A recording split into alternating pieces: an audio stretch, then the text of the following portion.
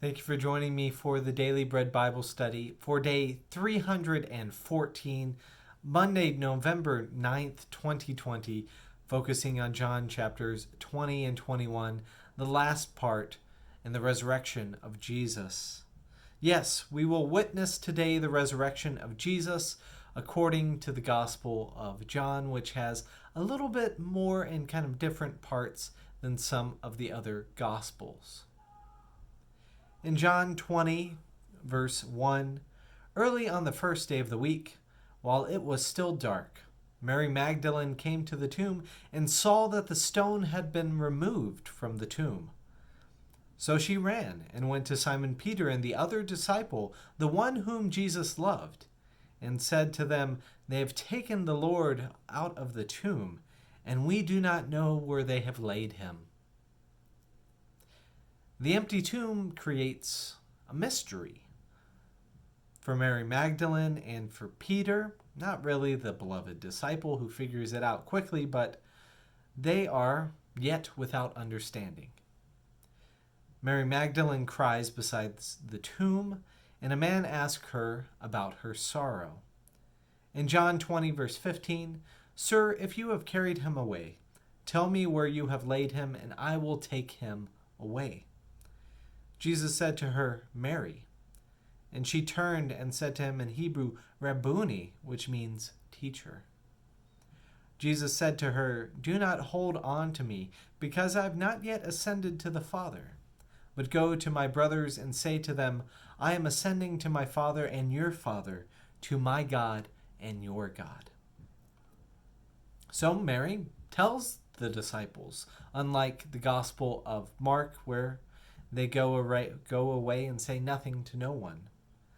Now, this knowledge given to the disciples, really minus Thomas, gather that night with locked doors. Jesus appears and breathes the breath of life and authority upon them. Now, when Thomas, who wasn't there, appears, he is skeptical of their encounter. In John 20, verse 25, the stereotypical doubting Thomas phrase, "Unless I see the mark of the nails in his hands, and put my finger in the mark of the nails and my hand in his side, I will not believe." The next week, Jesus appears again, inviting Thomas, who is now present, to have his proof. Thomas confesses, "My Lord and my God," and Jesus then blesses those who believe without having proof. We're then reminded that the purpose of this book is to inspire faith, even for those who are not able to physically put their hands in Jesus, in the mark of the nails of Jesus. Now in John 21, time passes, and we find Simon Peter fishing with some other disciples. They catch nothing that night as they fish, and then a mysterious figure appears and invites them to cast their net on the other side. Similar to Luke chapter 5, the net becomes full of fish. Peter recognizes that this is the Lord and goes to the shore to eat breakfast with Jesus. The Lord asks 3 times, "Simon, son of John, do you love me?" Now, I do not give much thought to the different uses of the word love here. Some people try and make that more significant, and while that's not bad, the whole Gospel of John uses both of the words pretty frequently for different types of love. Agape and philos would be the 2 types of love referenced here. Now, what does seem important is Jesus' call to find Peter.